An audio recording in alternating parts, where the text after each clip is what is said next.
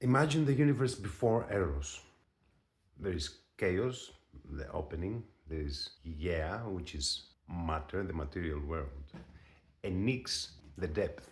They are all there, but they are motionless. Like it is like an orchestra that is holding its instruments, yet no one gives the signal for the first note. And then Eros appears. Eros, he's not the baby with the arrows you see on Valentine's cards. This is a later tamed, disarmed version. It is totally harmless.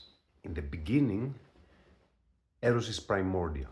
He's the Lysimeles, the one who loosens the limbs, as Hesiod says, who paralyzes logic, who shatters boundaries. He is the force that says to the seed, break the shell, or to the star, explode. And it is the force that asks the human being, what is it that dissolves you? Will you find it? Before humans, before the gods as we later imagine them, there is a darker narrative. Not quiet, not orderly. In the Orphic tradition, Eros is not simply born. He bursts forth like a rift within the darkness itself. Night leaves an egg with Erevus, and from there something opens that is not yet form, it is force. In Hesiod's Theogony, Eros has no parents. He emerges alongside Chaos and Gaia. He is not the result of life, he is the very cause of it. The physics of Eros, the cosmic magnet. Eros acts as the law of cohesion. If chaos is the distance and Gaia is the mass, Eros is the binding energy. In physics, atoms unite not out of politeness, they unite because there is a hunger for stability. It is an attraction that overcomes the repulsive force of the vacuum. This is primordial Eros. It is the magnetism that forces stardust to collapse and give birth to suns. It is the electrical discharge that connects molecules to form the first helix of the DNA. Without this impulse, the universe would be a frozen static soup. Eros is the reason the one refuses to remain alone. He is the force that extorts matter into taking form. Noogony, Eros as the architect of consciousness. But the mechanics of matter are only the surface, because if we cross into the side of consciousness, Eros changes face. We spoke in the previous episode about Nyx and Entelechi. If Entelechi is the purpose sleeping within the infant universe, then Eros is the machine, the engine that drives its realization. Nyx contains everything in potentiality, but to transition into actuality, energia, it needs a challenge. It needs Eros to break the shell of individuality, and Eros is what makes you feel incomplete. He robs you of the quiet of the Nyx to give you the adventure of the light. Here we have the question that leads us into the depth of Greek philosophy. Why does a being that is part of the whole suddenly feel alone? Why does our nature, while carrying the entire heritage of the night, of the Nyx, feels this irresistible pull towards something else? Is Eros a blind biological need for reproduction only? Or is it also the universe's way of remembering itself? This precise void, this rift between who we are and what we long to become, is the place where philosophy is born. You do not philosophize because you know, you philosophize because you fall in love with the truth that you lack. And this is something very dangerous. Eros and the transition to philosophy. Humans gave him parents, Aphrodite, Ares, and they made him a child of the sky. It is as if everyone was trying to explain something that could not easily be explained. Then comes Euripides and he makes a clear cut because he says Eros is not one, he is two. One who lifts you up and one who dissolves you. And somewhere there, something begins to show that Eros is not just a deity, he's not just a story. He's a force that permeates everything. And he changes form, depending on who is looking at him. And if this is true, then we must take it totally differently, very differently. And it is here that Socrates takes the floor to tell us a story that was told to him by a woman called Diotima. And it is a story about two parents, Penia, which means poverty, and Poros, which means resource. This story will show us that Eros is neither God nor man. The great intermediary, Eros as a server. In the Symposium, Socrates reveals the secret. Eros is a great demon. He is the intermediary, the server. Between what? The server between the world of ideas and the world of nature, of physics. He is the Eroi. Eroi means the movement and flow that connects the supreme mind with reality. He is the one who carries the commands of the gods to humans and the quests of humans to the gods. Without him, the universe would lack cohesion. It would be two alien elements frozen in eternal distance. Eros is not the result of life. He is the very cause of life. You are not in love because you are alive. You are alive because the universe is constantly falling in love with itself, seeking new forms. He is the form that transforms chaos into cosmos. And cosmos means an ornament, a perfect order. Ascent versus descent. Mania versus religion. Religions often speak about love. Love is a descent. God loves man out of pity, like a superior to an inferior. It is a proper love, moral, safe, risk-free. Everything is forgiven. You only need to believe to be saved. Eros, however, is an ascent. It is mania. But this word is not what we think. Mania. We use it today to mean chaos, instability, something to be medicated. But this is what happens when a new worldview takes over. It inverts the meaning of the old words. I talk about this often on this channel, and I will keep pointing it out every time there is an opportunity.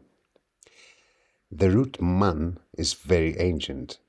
It gives us mathematics, memory, mentor, and in Sanskrit, mantra. A mantra is not just a sound. The root literally means instrument of the mind. Man is mind, tra is tool. And notice that the suffix tra, meaning tool, becomes tron in Greek. That is why we have the word theatron, the instrument of seeing. It is not entertainment. It is the tool through which you witness the laws of nature, the laws of motion. In Latin, mens means mind, and it gives us mental, memoria, mentor. In Greek, mantia is prophecy, the moment the mind moves beyond itself. So, mania is not the absence of mind, it is the mind in maximum motion. And that is exactly what Eros does to you. Plato says that Eros is divine madness. It is the moment a human being loses its mind because they suddenly remember their true origin. And there you realize that everything is a matter of movement.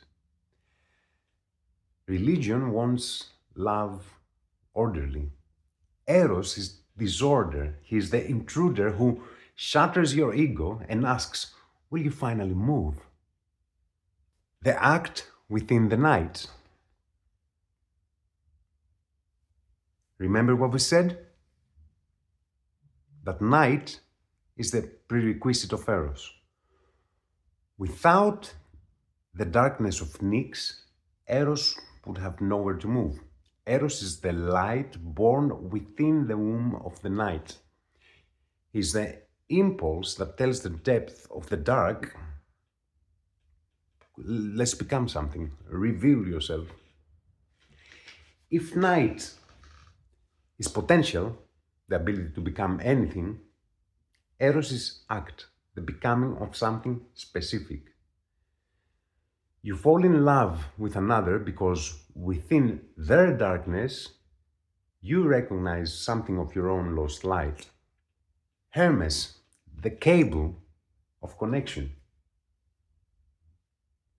If Eros is the current, then Hermes is the cable.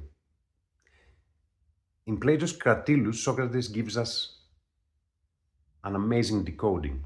He connects Hermes with the phrase Irin emisato. Irin means to speak, but primarily to connect and link. Emisato, from midome, meaning to devise, to engineer, to contrive. Hermes then is the force that engineers that connection. He's the one who created logos, reason, speech, movement, to bridge the gap between me and you, between the divine and the human. Every time you fall in love with an idea, with a person, with a piece of art, when you create, when you are 100% in the present, you die and you are reborn. Eros strips you naked, removing the armor of security. He leaves you exposed but alive. He is the only force that can bring you into the now. Every time Eros strikes, something in you dies. But what exactly? The Greeks had a precise answer. You are not one thing, you are two. The thnitos, the mortal, the part that fears, that clings, that builds walls of habit and identity, and the athanatos, the immortal, the part that already knows, the part that recognizes beauty not because it learned it, but because it remembers it. This is why Plato says Eros is not just desire, it is anamnesis, remembering. The immortal part of you suddenly waking up inside the mortal shell. When Eros strikes, the thnitos panics and calls it madness. It calls it losing control. But the athanatos knows exactly what is happening. It is going home. Heraclitus, fragment 62. Immortals mortal, mortals immortal, living each other's death, dying each other's life.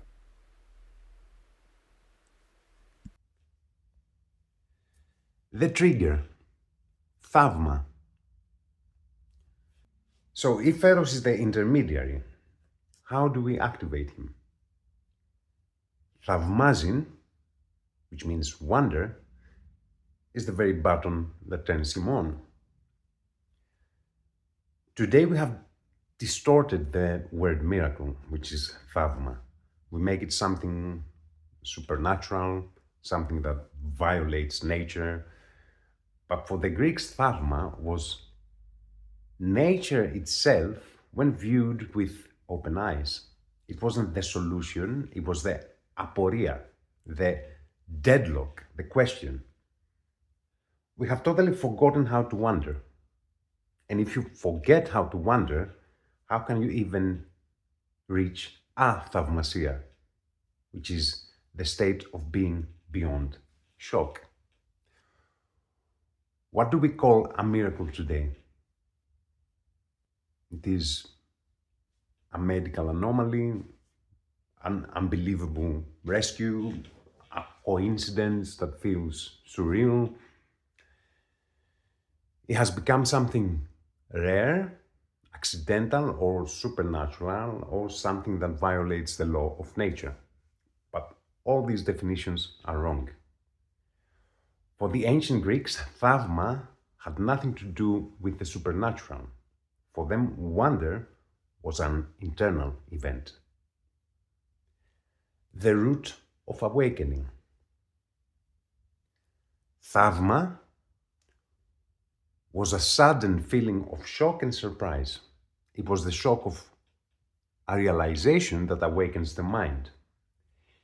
It is the moment when something in the world hits you so deeply that your old understanding collapses. Wonder is the shattering of certainty, and the shattering of certainty is the beginning of vision. Let's look at the etymological magnum. It connects surprise with vision and the movement of the soul. It says,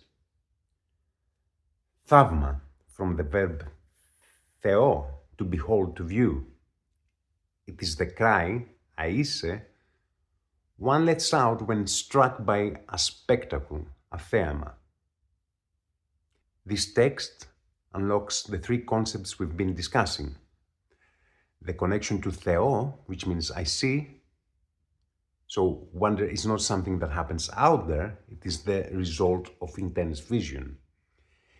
It is the moment vision becomes so deep that it transforms into an eternal upheaval. Theama, aise, the cry of astonishment. To wonder is to see something and simultaneously lose your speech, to let out a cry of wonder. It is the physical reaction to the shock of realization. Simultaneous placement, it suggests a sudden presence of things that force you to stop. Wonder is the portal of vision. When we stop seeing, we stop wondering, and then Eros, the server, loses his signal. There is something hidden in the roots of the word. Theaume, theome. I behold with attention, I absorb, I become a spectator. This is where we get theater and theory. Theasis, it is seeing, so it is the instrument of seeing. Theo is I run. So in ancient thought, these two roots touch each other. Vision and movement are one. To truly see is to truly move. To wonder is to stop running blindly and start moving toward the truth. From wonder to philosophy. This is precisely why Plato and Aristotle considered wonder to be the beginning of philosophy. They didn't wonder at the unknown, but at the known. The sun, the stars, the cycle of life, the human psyche. So for the ancient Greeks, wonder was not the solution or the end of something, the result of something, as we think today. It was the starting point of the question. It was the catalyst for inquiry and knowledge. Wonder, Thavma, surprise, inquiry, philosophy, knowledge. The ultimate fulfillment, athavmasia. When you forget how to wonder, you can never reach athavmasia. Athavmasia is that deeper state of clarity and awakening. Athavmasia is the state of the one who, having passed through wonder and the quest for knowledge, is no longer shocked by the truth of the world. Why is that? Because they have understood it deeply. They have integrated it. It is a state of unshakable stillness within movement. And the ancient Greeks saw this as the fulfillment of philosophy, and through it, the very destiny of the human race. So we return to the original meaning of wonder, not to the modern miracle, but to the ancient shock of realization that ignites the entire movement of thought and consciousness. And this is the deeper dive into the very concept of Eros. It is a journey from cosmogony of the universe to our own personal cosmogony, from the chaos and the night, our internal chaos and internal night, to Eros, to order, and finally, today. The route of Aporia, navigating the mind. Wonder was not a passive observation, it was a strike that forced you into alertness.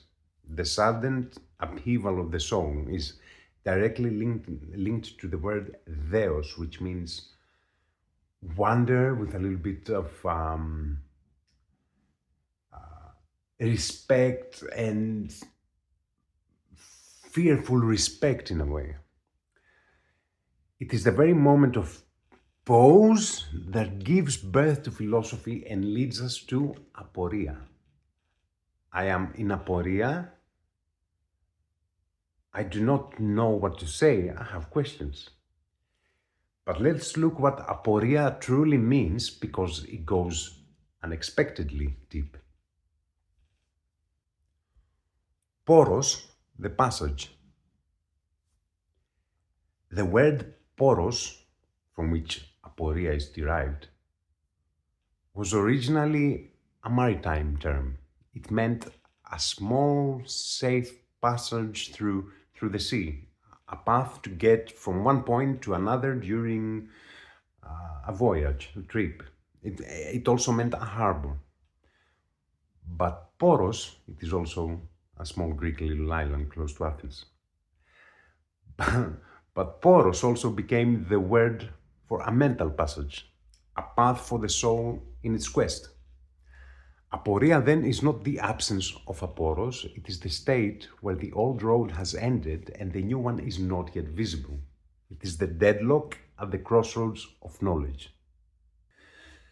Nous, the vessel of flow. The etymological magnum connects the word nous, mind, higher consciousness, with the verb neo, which is to sail, to swim, like a boat at sea. And with porevome, which is the verb of poros. So the nous is that which moves, and it is that which sails. It's the force that navigates from one poros, one passage to another, flowing through the very heart of Aporia. So, therefore, in Greek thought, the mind and the soul are flow. The nous is movement and is a path into the infinite. What gives birth to this passage? In Plato's Symposium, Socrates tells us that it was Diotima, the priestess, who taught him the philosophy of Eros. He says, "Tell me, Diotima, who are the parents of Eros?" Diotima smiles, as if knowing she is about to reveal something far deeper than a mere myth. "It is a long story, Socrates," she says, "but for your sake, I will tell it." When Aphrodite was born, on the very day of beauty itself was brought into the world,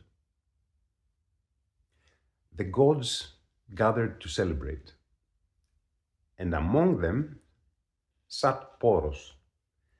Poros is the son of Metis, which is intelligence, and Poros is the deity of resourcefulness, of ingenuity, the one who finds paths, literally the way.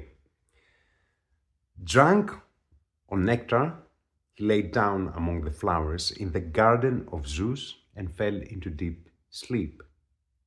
And then came Penia. The contrast, Poros versus Penia. Penia means need, poverty. Penia is the one who wanders from door to door, the one who is always deprived, the one who feels a void that the gods never experience. Seeing Poros asleep, she fell in love and desperately desired a child who could lift her out of her misery. A child who would bring the way, the Poros, into her life. So Penia laid down beside him and conceived a child. And that child was Eros. The hybrid nature of Eros, the eternal in between. And this is, Diotima says, this is why Eros is forever the servant and companion of Aphrodite. He was conceived on the day of her birth, and beauty has been his magnet ever since. Because he is the son of Poros, of resourcefulness, and Penia, of desire and poverty, his nature is hybrid, divided forever in between. From his mother, Penia, he inherits emptiness, poverty. He is always barefoot and homeless. He sleeps in doorways and on the streets. He lives under the open sky, totally exposed. He never has enough. He never rests. He never feels safe. And scarcity is his constant companion. So, this character of lacking gives him the continuous burning need to search. But from his father, Poros, he inherits intelligence and resourcefulness. He desires the noble and the beautiful. He hunts for wisdom. He is bold and fearless. He's an unrivaled hunter and a master of strategies and tricks. This is Metis. A note on Metis, by the way. Metis was the first wife of Zeus, a titaness whose very name meant deep intelligence, cunning wisdom, and strategic thought. Zeus swallowed her whole, not to destroy her, but because a prophecy warned that her child would surpass him. From inside Zeus, Metis continued to work, and when Athena burst fully armed from his head, she was the externalized Metis. Deep wisdom made active, made visible, made force. Metis is the intelligence that operates beneath the surface. Athena is what happens when it finally erupts. Eros inherits Metis from Poros, which is the capacity to think underneath, to find the path where there seems to be none. This is why he is called an unrivaled hunter. He does not chase blindly. He maneuvers, he calculates, he navigates, he finds his way. And because I recently watched a video where someone argued that Zeus represents patriarchy and violence, I want to say this. Myths have layers. If you read only the surface, that is exactly what you will find. They are built that way. The literal story is the shell. Beneath it is the philosophy. Zeus swallowing Metis is not a story about power and domination.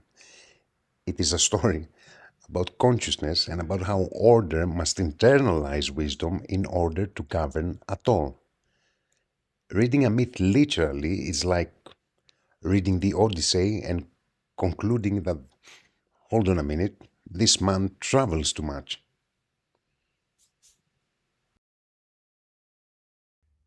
Because Eros is the child of these two opposites, he is neither mortal nor immortal.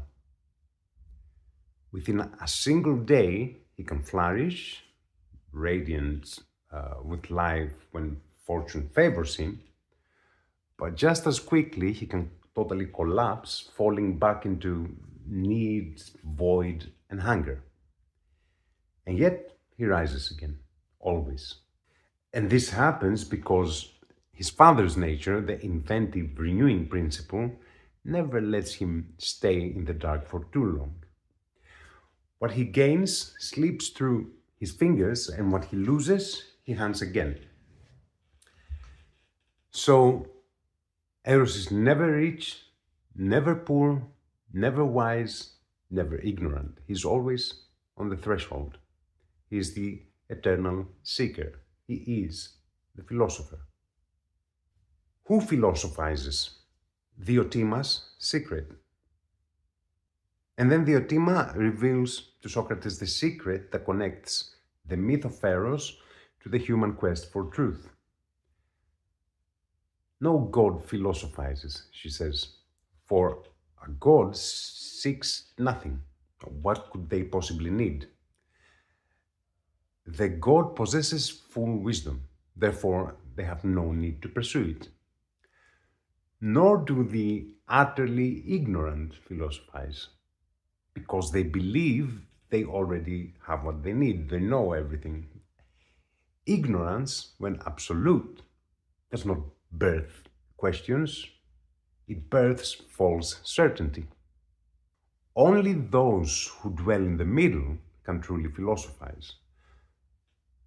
Those who feel their inadequacy, the Penia, but also that they know that there is something worth of attainment, and this is Poros.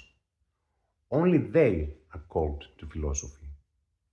The gods do not seek wisdom, the fools do not seek wisdom, only Eros seeks wisdom. And only those who resemble Eros, those who live between lack and potential, can truly philosophize. The myth as cosmic psychology, a map for the mind. Diotima's myth is not just a beautiful story, it is an ancient Greek map of how the mind and consciousness work and how movement occurs in the world. Let's look at what this conception really means. Poros, the mind's ability to navigate. As we said, Poros literally means a sea passage. It is the internal passage of the mind, the ingenuity that carves a channel through the ocean of reality. Poros is the mind's ability to navigate existence. Penia is existential hunger. Penia is not just poverty, it is the realization of imperfection, the psychological void that drives growth. It is the feeling of, I am missing something essential. Without Penia, there is no movement, there's no philosophy, no longing for beauty. So, Penia is the very wound that forces the soul to evolve. Eros is the force that longs and unites. Eros is the movement that is born from need, guided by intelligence. Eros stems from two ancient roots. Erao, which means to desire, and Erin, which is to bind and unite. Eros moves, is the impulse of desire that sets the soul in motion, and Eros unites, is the power of the bond, the force that bridges the gap between need and beauty, between who we are and what we crave. Eros connects the mortal with the divine. He's the mediator, he's the messenger of the Ascent. The engine of becoming. Eros drives the becoming of the world from the verb γίγνομαι. Becoming is γίγνεσθε. Γίγνεσθε means to become. He's the engine of growth, of transformation, and the upward movement of the soul. This is what gives him his metaphysical weight. He's not just an emotion, he's the very structure of cosmic motion. But here we must stop, because Eros does not begin in the mind. He begins in the body. Hesiod calls him, as we said in the very beginning of this video, Lysimeles, the one who loosens the limbs. Before any philosophy, before any ascent, your knees give away, your voice breaks, and some four described it as an illness. This is not poetry, this is the entry point. The Greeks understood this so precisely that they gave Eros two faces and two companions. Aphrodite Urania, which means heavenly Aphrodite, the love, the attraction that moves upward toward the eternal, and Aphrodite Pandemos, which is earthly Aphrodite, the love of the senses, of the body, of immediate desire. And alongside Eros, Anteros, his twin, Anteros, the god of love, of attraction, returned, but also of love that stays earthbound, unreflected, consuming itself. And here's something almost no one knows. Valentine's Day, the celebration of the modern world that is dedicated to love, does not celebrate Eros. It celebrates Anteros, Anti-Eros, the lower current, the love that takes without ascending. And the Greeks did not condemn this. They did not say suppress the body, deny the senses, and feel ashamed. They said something far more demanding. Start there, but do not stay there. The body is the first step of the ladder, not a sin, not a trap, it is the door. You do not crash Eros Pandemos. You let him carry you upward. You do not skip the body, you begin with it, and then you climb.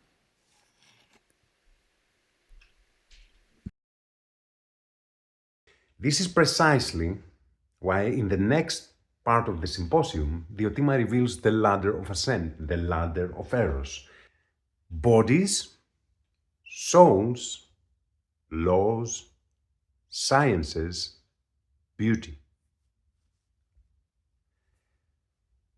We must pause at the concept of episteme, of science and knowledge.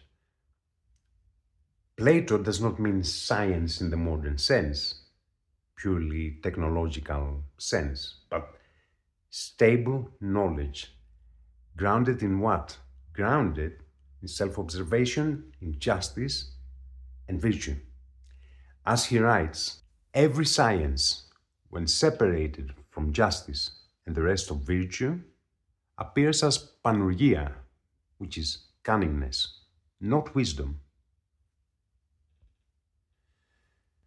So Diotima's ladder is not an academic curriculum, it is a map of the soul's awakening, a path that culminates in the direct vision of beauty itself. Eros is the force behind this ascent, and wonder, Thavmazin, is the initial spark that ignites it. Diotima is not just telling a story. Diotima is providing us with the ancient Greek map of the mind, the architecture of human becoming. When we talk about the garden of Zeus, we are talking about the field of consciousness. The garden of Zeus is not a physical place, it is the field of Nous, the sphere of direct perception. Zeus, Zeus, Zevgnio, to bind, Zoe, life, represents the principle of vitality and order. When Poros sleeps within this field, it means that when consciousness relaxes, Penia starts. And when awareness fades, need begins and need returns. And from this tension, Eros, longing, is born. This is pure psychology. Eros is forever half-starved and half-inventive, because the human soul is half full and half empty. We are never gods, never complete, but we are no beasts either. We possess vision and nous. So the soul is always in need, Penia, always in search, Eros, and always in potential, Poros. Eros is literally human consciousness in motion. We have Penia, existential poverty, the awareness of lack, the inner void that drives us. We have Poros, the way forward, the mind's ability to navigate through being. We have Eros, the tension between hunger and direction, and the soul's propulsion towards the good, the beautiful, and the true. And we have Aphrodite, beauty as the object of desire, the magnet of spiritual ascent. Eros exists because the soul is imperfect, and the soul ascends only because Eros never rests. This is the meaning behind Eros dies every day and is resurrected every day. Every day, our understanding dies and is reborn 1 degree deeper. Philosophy is born from the friction between Penia, need, and Poros, potential. This is the human condition. The myth is not about romance, the myth is about consciousness. Penia, the unconscious void, Poros, the awakening of intelligence, Eros, the ascent towards the beautiful. Plato is not telling us a story, he's giving us the architecture of human becoming. Only Eros seeks wisdom. And only those who resemble Eros, those who live between imperfection and potential, can truly philosophize.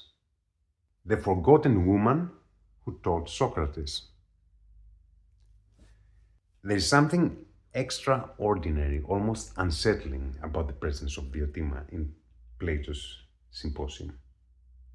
We have Socrates, the tireless questioner, the very bedrock of Greek philosophy, and he tells us that he learned the nature of Eros, of the ascent, from a woman.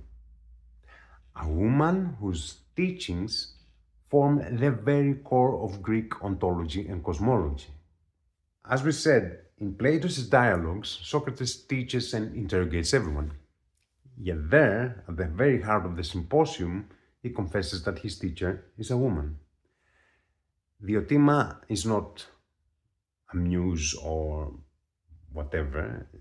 Diotima is a priestess, and she's teaching the concept that lies at the very foundation of Greek metaphysics. Eros is the movement by which the soul ascends from becoming, from γίγνεσθε, toward being, on. And the entire ascent from the world of the senses to the intelligible begins with her. Diotima, the feminine pole of wisdom. Her name reveals her nature, Diotima, she who is honored by Zeus, or she who carries divine intelligence. In Greek thought, wisdom is not masculine. It lives through Athena, intelligence and strategy, Metis, which is cunning intelligence, and she's the mother of Poros, the Muses, inspiration, the Pythia, prophecy, Dimitra, earth, the generation and earth, and philosophically through Diotima. We are talking about a continuous cosmological line of feminine intelligence. Look at the architecture of the myth. We have Metis, the womb of cunning intelligence. We have Penia, we have the need, the foundation, and necessity. She is feminine. We have Aphrodite, the presence of beauty. She is feminine. We have Diotima, the voice of wisdom, and she is feminine. So the entire metaphysics of Eros is woven through feminine archetypes. Plato understood something that later ages ignored. The essence of Eros cannot be taught by the masculine element alone because Eros is the movement toward beauty, and beauty is a feminine principle. The ancient Greek mythology and Theogony, seen on the level of the human being, reveals something that modern science is only beginning to rediscover. The 12 Olympian gods within the pantheon are not random, they are a map. 6 and 6. 6 male gods and 6 female goddesses. Full balance. Before we go further, a clarification. The gods do not divide neatly, their qualities bleed into each other. Hermes carries both logic and instinct. Apollo is both reason and ecstasy. Aphrodite is both earthly desire and the longing for the eternal. This is not a rigid system, it is a lens. But when we use it as a lens, here's what we see. The right hemisphere, image, sensation, emotion, the present moment, they mediate. The left hemisphere, language, logic, structure, time, abstraction, the named, the understood. The Greeks encoded this same architecture into their gods, millennia before neuroscience had a name for it. Ares, Aphrodite, Hephaestus, Dimitra, Poseidon, Hermes, force, desire, creation, earth, depth, movement, Zeus, Hera, Apollo, Athena, Artemis, Hestia, law, harmony, reason, strategy, precision, the sacred center. And between them, not above, not below, stands Eros. He is the force that refuses to belong to either side. He begins in the body, in the right hemisphere, in the gasp, the loosening of the limbs that Hesiod described, Lysimeles. He moves through Hermes, through logos, through connection, through the cable that links sensation to meaning. He ascends through Apollo, through form, through light, through the discipline that transforms raw desire into vision, and at the very top of Diotima's ladder, when you finally behold beauty itself, the two hemispheres are no longer two, they are one. This is what the Greeks called the fulfilled human. What the 12 reveal, when read this way, is not a division, it is a golden ratio. 6 and 6, not one side dominating the other, not reason crushing desire, not sensation drowning structure, but the one who lets Eros carry them all the way up. What neuroscience calls whole brain integration. Same map, different language, way deeper. The disappearance of feminine wisdom. And here we come to the deeper truth. The Western world didn't just lose its women writers. We lost all their texts. We have no texts of female philosophers. We also lost the feminine principle of wisdom. Diotima, she's very central, but she totally vanishes from the later tradition, not because Plato rejected her, but because the world that followed him did. The rise of the later worldview demonized the energy of Eros and exiled the feminine principle, the feminine archetype, and replaced what? Replaced initiation with dogma and reshaped Greek cosmology into a structure of submission. Diotima embodies the divine feminine in its Greek form, the feminine intelligence that gives birth to the world. Through Diotima, the Symposium becomes a multi-level initiation. Diotima initiates Socrates, Socrates initiates Alcibiades, and everyone is drawn upward toward beauty itself. Plato reveals that the movement toward being does not start with the masculine mind. It starts with the feminine archetype that opens the mind. If this was not a Thavma, then what is a Thavma? Wonder, interpretation, and Hermes. Philosophy, as we said, begins not with certainty, but with upheaval. Wonder is the meeting of two worlds, the information entering through the senses and the interpretation created in the mind. The Greek word hermenia, interpretation, hermeneutics, is built upon the name of Hermes, the god of messages and meaning. Hermenia literally means Hermes is working within the mind. But how can Hermes work if you have forgotten how to wonder? Today we are drawn in information, but information is not understanding. The noise kills wonder. In Greek, thorivos doesn't just mean street noise. It means internal noise. It is an agitation that shakes the soul, a fear that leaves you speechless. Even today, when we say someone is disturbed, we say thorivithike when someone knocks them out of balance.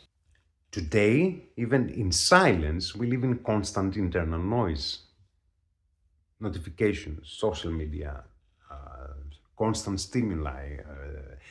They don't just distract us. They interrupt the natural flow between sensation and understanding. Noise is the opposite of wonder.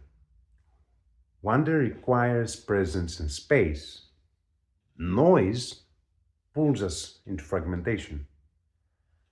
A mind that is full of noise cannot meet the world, it can only react to it.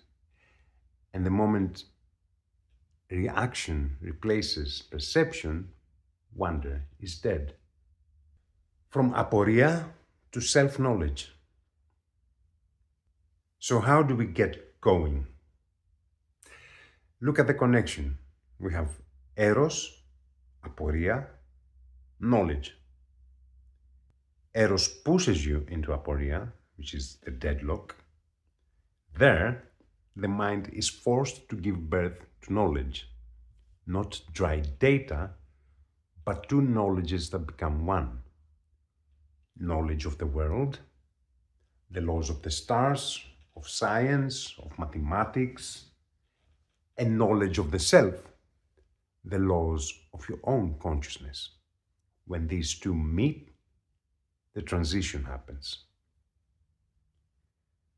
Athavmasia, stillness within motion. If wonder, thavmazin, is the beginning of philosophy, the shock, then athavmasia is its completion. It is the state where the mind has seen so much, understood so deeply, that it's no longer shocked. Thavma awakens the mind with a shock. Athavmasia stabilizes it within truth. So it is stillness within motion. It is not apathy.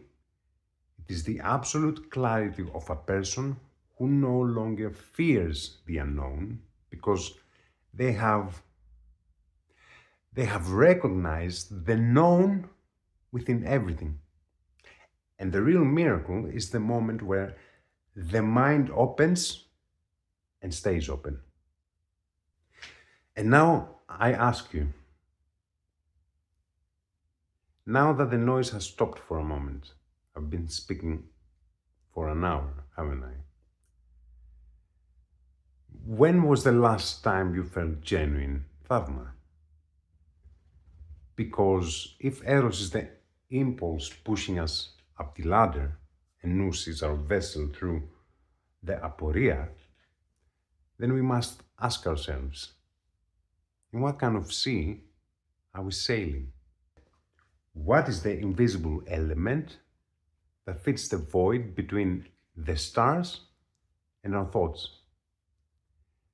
This is what the ancients called the fifth body, the eternal, incorruptible motion. So in the next episode, we leave the four earthly elements behind and we turn our gaze toward that which surrounds everything yet remains elusive. Ether, the light that never fades.